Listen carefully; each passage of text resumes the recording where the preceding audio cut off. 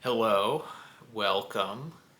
This is going to be a little reading update for all you people who don't follow my every move.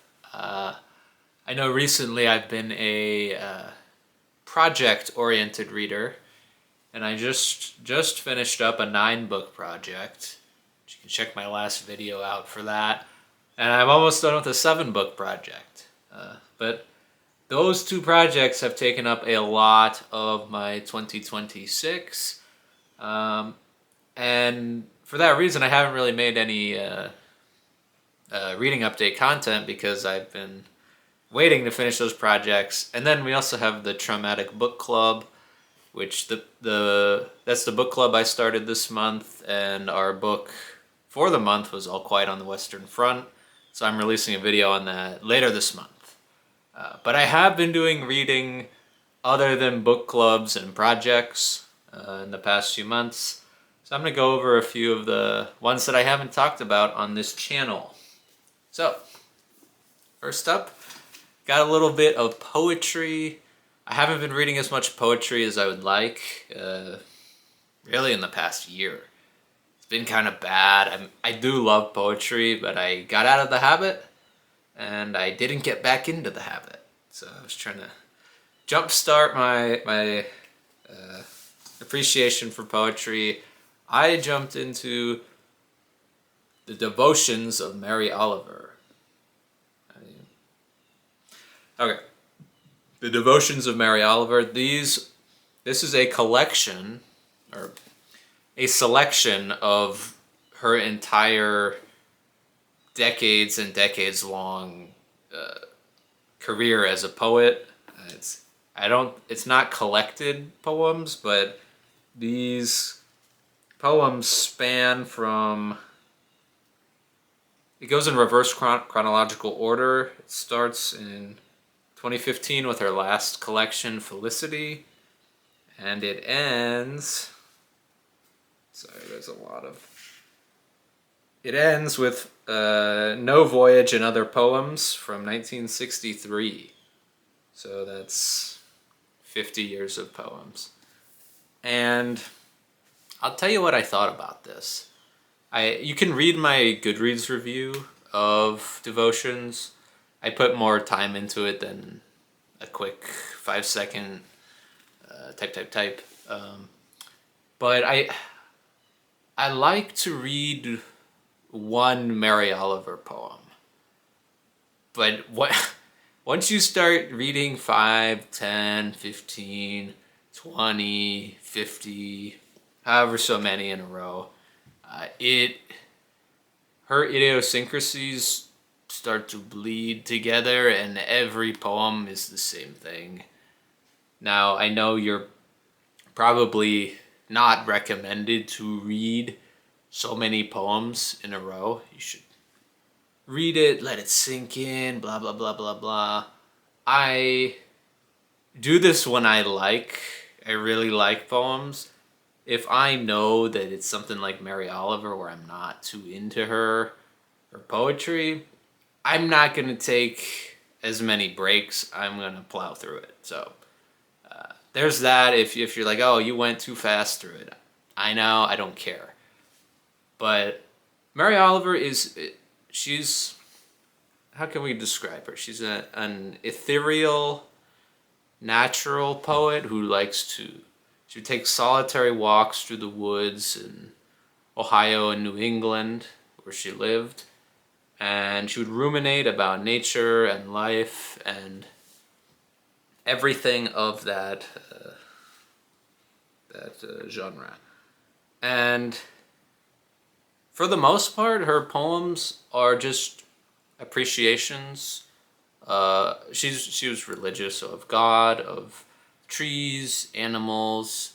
She anthropomorphizes like a crazy person, which I mean, I think it's endearing, but I also find it annoying how every single noise in nature became a song, and every single movement became a dance, and at the end of every single poem, Mary Oliver would be like, ah, I took a deep breath in and my heart fluttered and I began to dance, or the stars shone overhead and we all sang together in the lake. I get tired of it really quick, but each individual poem, or most of the individual poems, they're really calming. I think they reading them out loud, which I don't do that for every poem, only ones that I really like. Reading them out loud, it's easy to achieve a kind of stillness when you imagine yourself in the same vibe or on the same wavelength as Mary Oliver, who's this almost sage figure in natural poetry.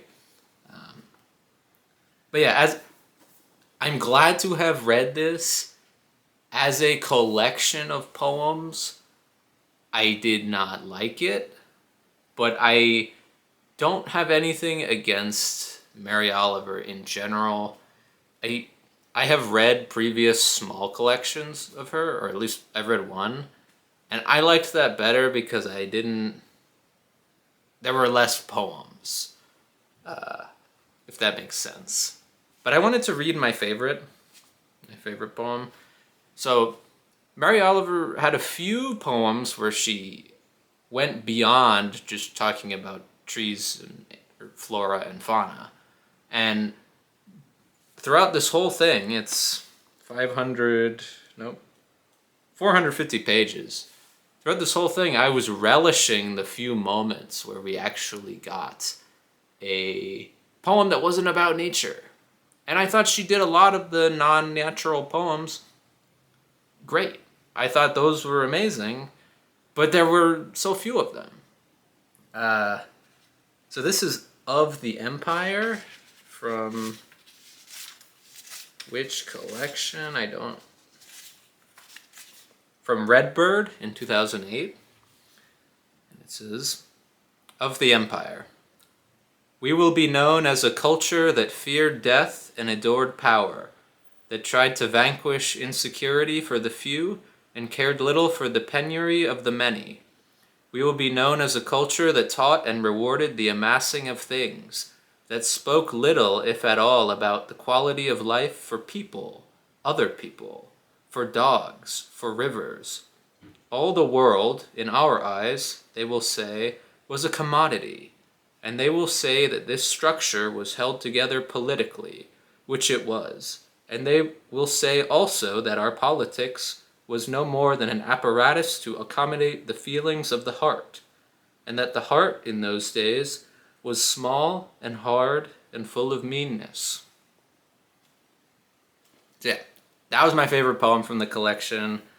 Also, one of her later ones I really liked. After reading Lucretius, I go to the pond, where she walks to the pond and sees a heron eat a frog, and she reflects on nature and life. So, yeah, Devotions by Mary Oliver.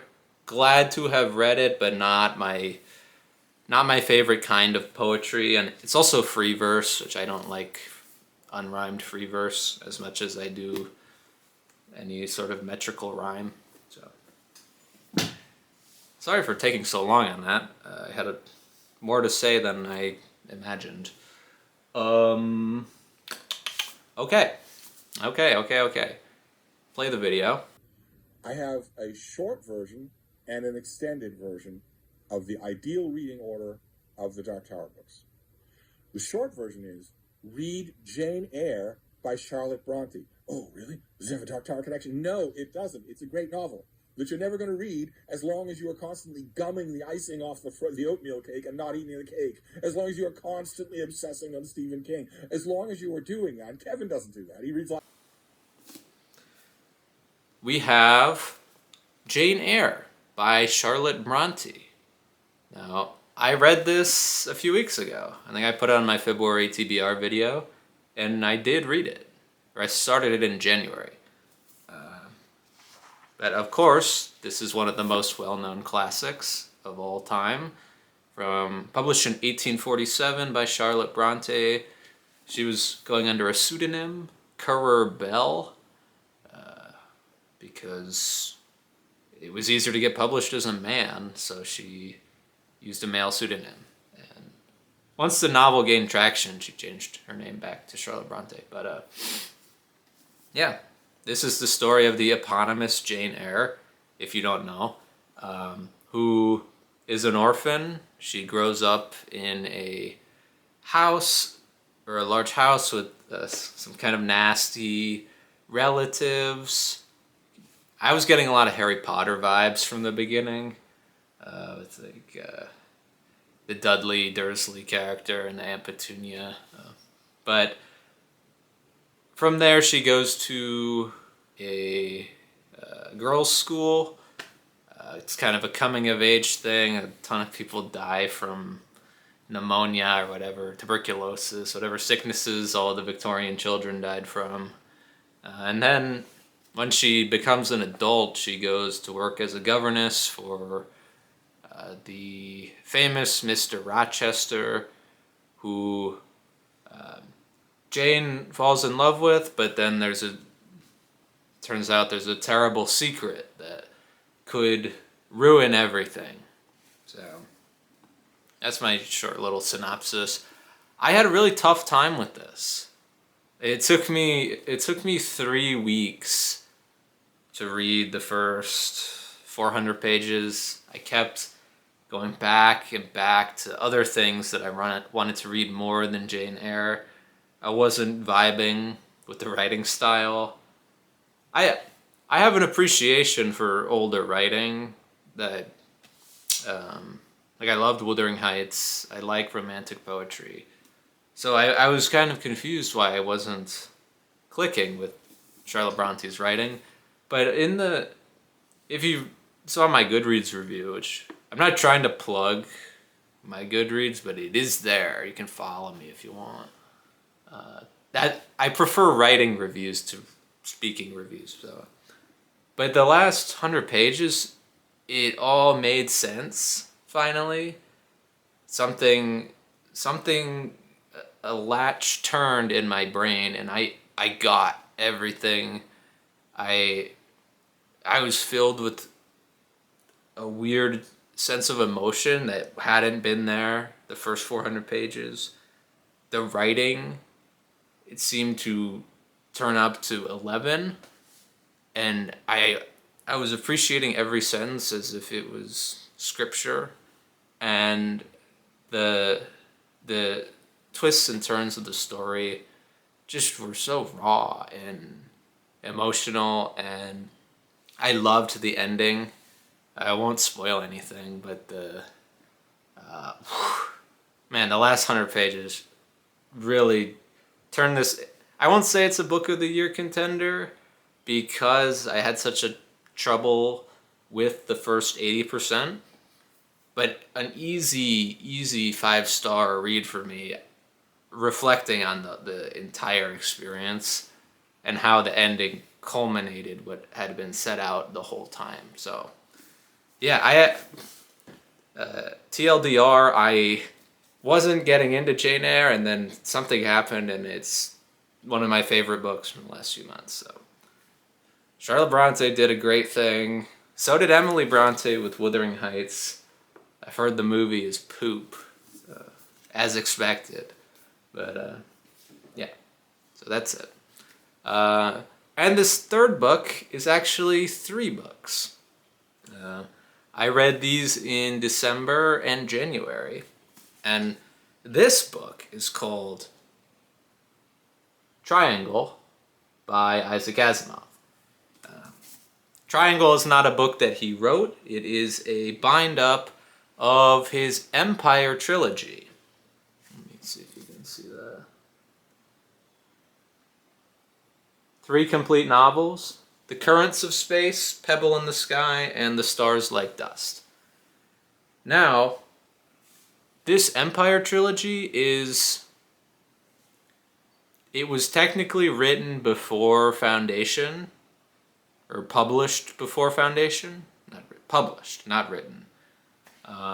It features Pebble in the Sky, Asimov's first published novel.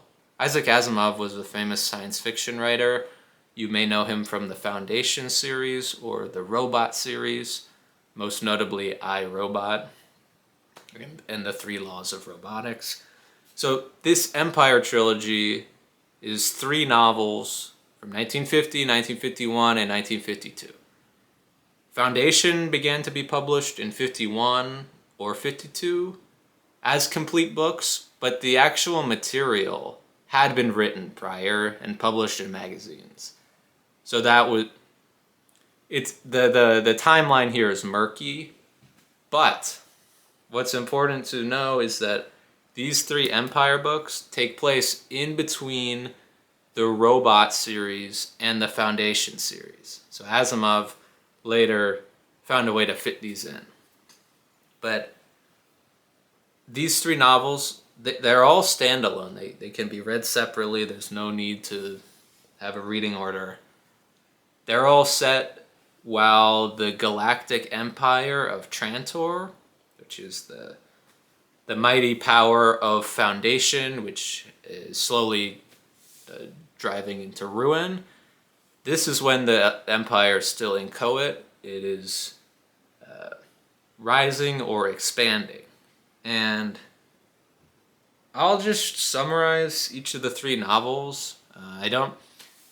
If you want to read good Asimov fare, science fiction fare, start with Foundation. Don't start with these. These are a little lesser in quality. But yeah, Pebble in the Sky, 1950. There's a retired tailor named Joseph Schwartz in Chicago in the mid-1950s, mid-1900s, who by some freak blast of radiation gets time traveled many centuries into the future, and he gets wrapped up into this conspiracy in which there's a conspiracy of Earthmen who are trying to biologically wage war upon the universe, and Joseph Schwartz can't speak whatever language they now speak. There were nuclear attacks, and civilization had to reset. So he gets plugged into this brain machine. This was my least favorite of the novels. I didn't see many redeeming qualities about it other than the fact that it was quick and Asimovian. But the next one, The Stars Like Dust, is I believe it's set a couple centuries after The Pebble in the Sky, but a student at the University of Earth, Byron Farrell, wakes up one day to a radiological bomb in his dorm room at the University of Earth, and this sets into motion a escape/chase series of events where Byron learns that his father, a powerful political figure on a outer world nebula planet, has been killed, and Byron may be next, and he's set on a quest to find this hidden planet of resistance against the evil Tyranii civilization that has conquered many planets in the Horsehead Nebula. So this was kind of Star Wars-like. Of course, this is before Star Wars, but trying to find the rebel base. It's an okay novel. I thought it was better than Pebble in the Sky, but just average. And the final one, my favorite of this trilogy, is The Currents of Space from 1952. This is the only book of this trilogy that mentions Trantor. That's the Galactic Empire, the Trantorian Empire. It's set on it's set on 2 planets, Sark and Florina. Sark is the colonizer in Florina is the colonized planet, or they're exploited for this fabric-based resource called Kurt. So Asimov, of course, is looking back to colonialism here, and this guy, Crazy Rick. Well, he has another name, but he wakes up on the planet of Florina, and he doesn't have many memories. But as the year goes on, he starts to regain memories about a pending event that will destroy the planet of Florina, and a bunch of different figures on these two planets try to capture Crazy Rick and get that knowledge for themselves before their competitors can.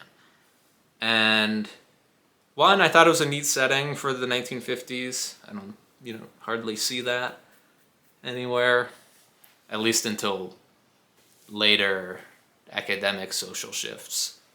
Then there's a lot more talk about colonialism and its evils or whatever. But yeah, I really liked The Current of Space. It didn't quite approach Foundation level in quality, which I like Foundation, but I thought it was better than the other two Empire novels and better than most of the robot books as well. I've read the first 3 robot books. But yeah, and this is a really old hardcover that I got at my library book sale. It is falling apart, so I need to reinforce this ASAP. But yeah, I think this is from 1952. There's not even a date, but it feels and smells like it's from 1952. So yeah. Anyways, those are 5 books that I read recently that I wanted to talk about. So thanks for watching. Let me know if you've read anything fun recently, or let me know have you heard of the Asimov trilogy that I mentioned? I feel like most people haven't heard of that. Or do I have a wrong opinion of Mary Oliver? Maybe. That subjective, not my jam. I don't really like free verse. And her idiosyncrasies don't really align with my idiosyncratic interests. So, it is what it is. Yeah, thanks for watching, and we'll talk another time.